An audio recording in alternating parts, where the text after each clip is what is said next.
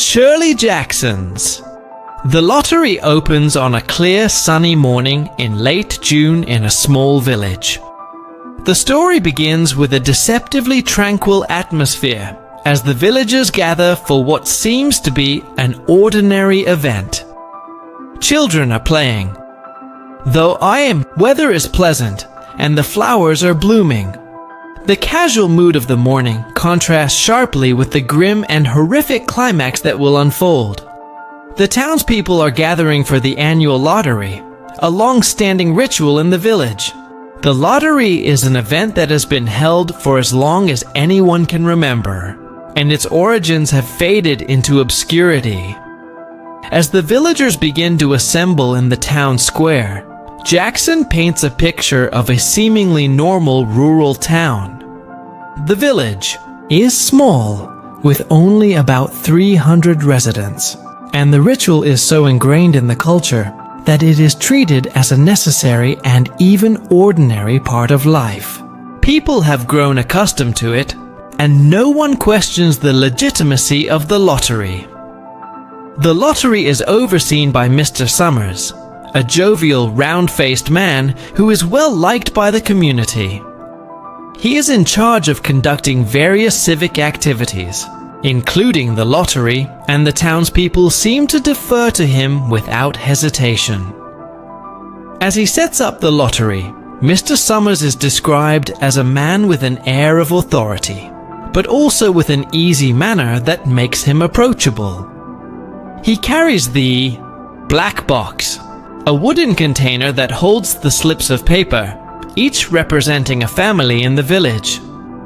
This box is old and worn, and though its history is shrouded in mystery, it is an essential symbol of the lottery's tradition.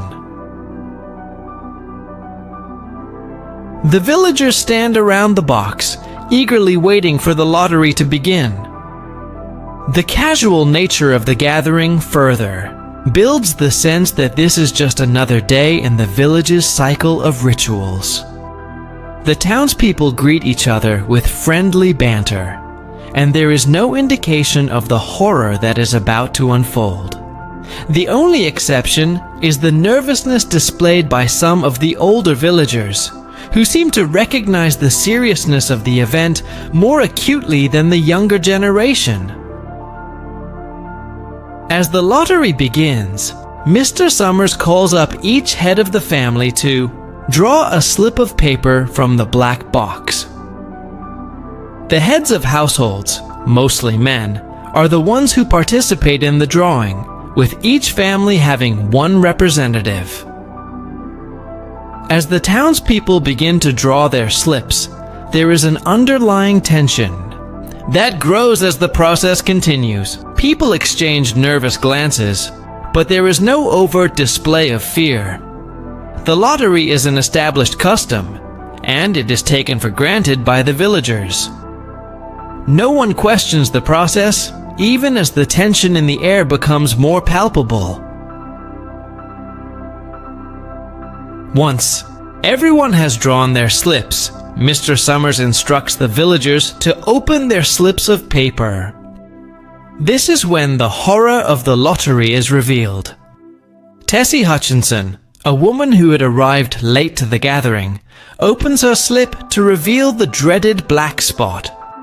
Her husband, Bill Hutchinson, has drawn a slip with no mark, but Tessie's slip is the one with the black dot, signifying that she has been chosen as the winner of the lottery. Tessie is immediately horrified, but she tries to protest, claiming that the lottery is unfair and should be redone. Her outcry, however, is met with cold indifference from the other villagers, who have all accepted the lottery as an unchangeable tradition.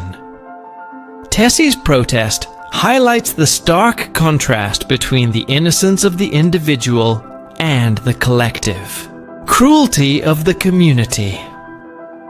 Up until this moment, Tessie had never fully comprehended the true nature of the lottery, as she had been content to follow along with the rest of the townspeople.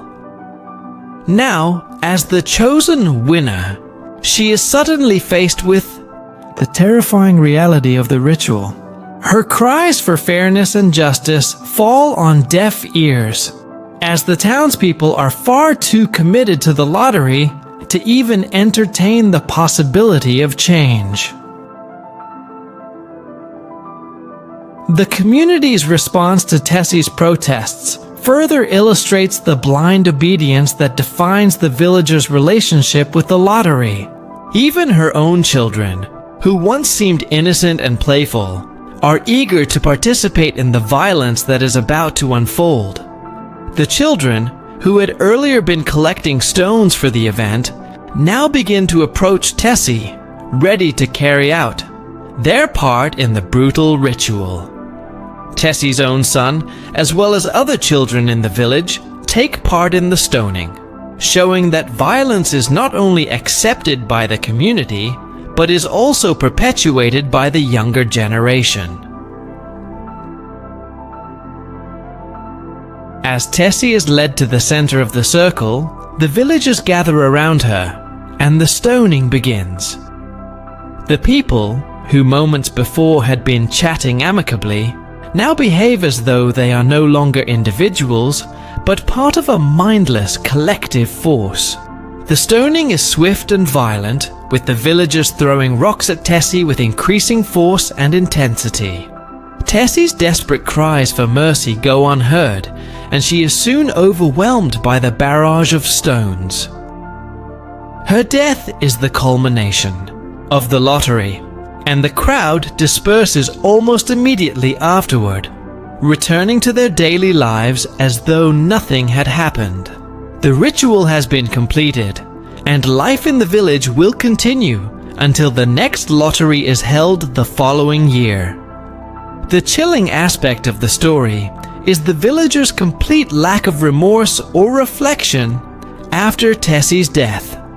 The lottery is a tradition, and traditions are not to be questioned, no matter how violent or immoral they may seem. The villagers, though shocked by Tessie's initial protest, quickly revert to their roles as passive participants in the ritual. Jackson's portrayal of this mindless conformity is a critique of societal norms and the dangers of blind obedience to tradition. At its core, the lottery is a powerful commentary on the dehumanizing effects of tradition and the ways in which societies can perpetuate violence through unquestioned customs. The villagers are not inherently evil or malicious people, but their adherence to tradition transforms them into willing participants in a brutal act. The story forces readers to confront the uncomfortable truth that under the right circumstances, even the most ordinary people can become complicit in violence when they follow tradition without questioning it. In conclusion, Shirley Jackson's The Lottery is a haunting and thought-provoking tale that explores themes of conformity, tradition, and the potential for cruelty in ordinary people.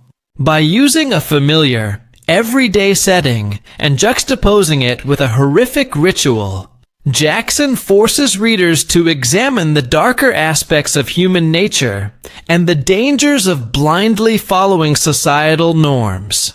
The shocking conclusion of the story leaves a lasting impression and serves as a powerful critique of the unquestioning nature of tradition.